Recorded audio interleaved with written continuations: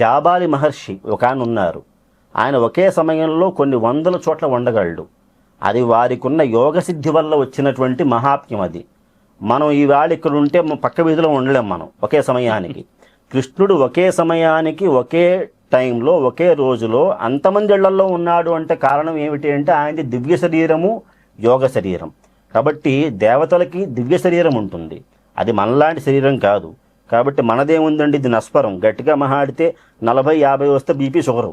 కాబట్టి అవన్నీ లేని శరీరాలవి, దివ్యత్వాన్ని పొంది ఉన్నవి. ఇకపోతే ఆ స్త్రీ గురించి ఏం చెప్పాలంటే, ఇంకా చెప్పాలంటే మీకు స్త్రీ ప్రశంసాధ్యాయం అని కూడా ఒకటి ఉంది మహాభారతం. స్మృతుల్లో కూడా ఉన్నాయి, ధర్మశాస్త్రాల్లో కూడా స్త్రీ ప్రశంస అనే అధ్యాయాలు ఉన్నాయి. అసలు ముందు ఏం చేయాలంటే వీళ్ళకి ప్రతి చోట కూడా మన అమ్మవారి రూపాన్ని తీసుకుంటే, యాదేవి సర్వభూతేషు మాతృరూపేణ సంస్థిత నమస్తస్యై నమస్తస్యై నమస్తస్యై నమో నమః. యాదేవి సర్వభూతేషు విద్యారూపేణ సంస్థిత నమస్తస్యై అని చెప్పి అమ్మవారి రూపంలో ప్రతి ప్రాణిలోను ప్రతి వస్తువులోను అమ్మవారిని, స్త్రీమూర్తిని శక్తిగా, విద్యగా, లక్ష్మిగా ఎన్ని రకాలుగా కీర్తించారు. కాబట్టి ఎక్కడా కూడా భారతీయ సంప్రదాయంలో స్త్రీమూర్తికి గౌరవం ఇవ్వకపోవడం అనే మాట లేదు. ఆ గౌరవాన్ని కాపాడుకోవాల్సిన బాధ్యత నేటి తరానికి ఉంది. మనకంత విలువిచ్చారయ్యా అని చెప్పని.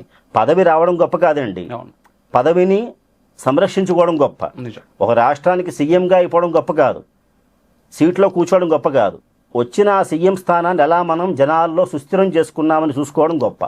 అలాంటి ఏదైతే ఆ గొప్పతనం ఉందో దాన్ని గ్రహించాల్సింది ఎవరు అంటే స్త్రీమూర్తులు.